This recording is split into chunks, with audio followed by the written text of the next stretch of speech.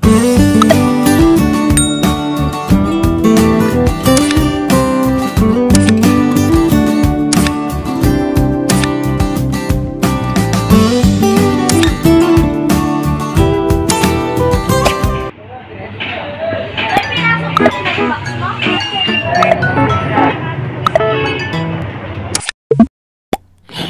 morning mga Larabes, Sisi at Mars! Ngayong araw nga pala ay magagala ang lola nyo. Samahan nyo muna kang pumunta sa Olongapo City. At dahil wala pa tayong sariling sasakyan, ay talaga mega commute muna ang lola nyo. Alam nyo bang hindi naman talaga ako sanay bumiyahe? Talaga naman nahihilo ko. Pero syempre, mega tiis tayo para makagala. Pagkatapos nga ng mahigit na isang oras sa biyahe, nandito na tayo sa Layak Pinalupihan. Sa mga oras ganito, talaga naman nagreklamo na yung mga bulate ko sa tiyan. Para naman gutom na ako. Pero kailangan pa rin namin sumakay na isa pang bus papuntang Olongapo City. At pagkatapos lamang ng ilang minutong pag-aantay, may naman na rin bus at nakasakay na kami. Alam nyo bang napakarami magandang lugar dito sa Bataan? Isa na nga dito ay ang Dinalupihan Bataan. Tingnan nyo naman, napakaganda ng kanilang plaza. Sakto naman kasi may sumakay na pasahero. Alam nyo bang mas gusto ko talagang umupo sa may gilid ng bintana para naman mas marami ako nakikita magagandang lugar at view.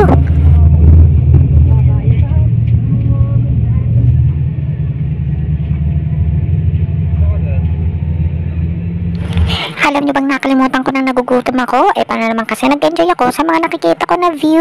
Hindi ko na nga naramdaman na nandito na pala kami sa Olongapo City. Alam nyo ba na sobrang namiss ko talagang pumunta dito sa Olongapo City? Paano naman kasi halos ilang taon na akong hindi nakakapunta dito.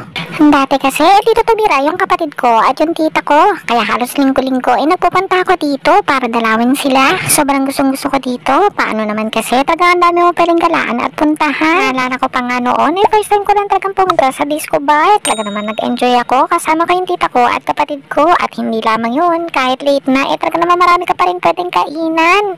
Hindi naman halatang marami akong magandang alaala dito sa Olongapo City. Ang dami ko na rin kasing nakwento dito sa video na to. Sa mga oras nga niyan, nakasakay na kami ng jeep. Papunta na nga kami ng Barreto. Oo nga pala, pagpasensyahan nyo na kung hindi tayo nakakagawa ngayon ng mga comedy video. Medyo na-busy kasi tayo ngayon. Pero promise ko sa inyo, gagawa ulit tayo ng mga comedy video para naman always pampagood vibes at talaga namang malakak na naman kayo kakatawa. Namiss ko na nga rin gumawa ng mga comedy video. Ito nga pala yung itsura natin ngayon pag hindi tayo nakawig at hindi tayo si Miss Bakekang. Nandito nga pala tayo ngayon sa Pidilbo Restaurant. First time ko na makapasok dito. Madali lang naman ito makita, katapat to ng By the Sea Resort Hotel. Dito lamang yan, sa Barrio Barreto, Subic. Pag ganito kainit ang panahon, talaga naman napakasarap uminom na napakalamig na iced tea. Oo nga pala, no sugar to. At syempre, kung may iced tea, mas masarap na may katerno yan na French fries. Diba? Sobrang gutom na ako dyan, mga Larabes, Sisi at Mars, kaya kain tayo. At syempre, hindi na rin mawawala yung pinakapaborito naming kainan dito sa may Barreto. Walang iba, kundi The Coffee Shop Restaurant. Alam nyo bang napakasarap ng mga pagkain nila? Pero isa ito talaga sa binabalik-balikan namin dito. Walang iba, kundi yung Jumbo Tacos nila. Mga Larabes, Sisi at Mars, hindi ito sponsor. Sobrang sarap lang talaga ng tacos nila dito. Diba? Hindi naman halatang ito talaga yung paborito namin kasi halos lahat kami ito in-order namin. At alam nyo ba, sobrang nabusog ako kasi ang laki ng tacos nila. Mabait yung tao ngayon. Magaling ang kanyang.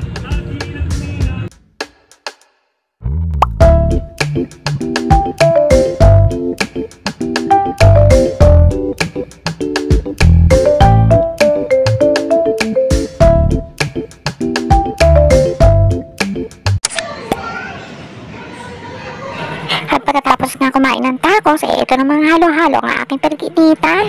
Paano naman kasi, sobrang init talaga ng panahon sa labas. Kaya tamang panamig muna tayo. Oo nga pala, mga Larabes, Sisi at Mars, pag ganito mainit ang panahon, napaka-importante talagang palagi tayong uminom ng malamig na tubig para iwas heat stroke. Sa mga oras nga na yun, pauwi na kami dyan, mga Larabes, Sisi at Mars. Pagpasensyahan nyo na kung hindi na ako nakapag-vlog sa loob ng mall. Medyo nag-enjoy na kasi ako kakaikot dyan, mga Larabes, Sisi at Mars. At ito nga, mga Larabes, Sisi at Mars, nandito na kami sa terminal, pauwi ng Bataan. Lumayas ko. Sa kasunod dun pinakita po natin sinasakyan natin. Magantay na lang tayo.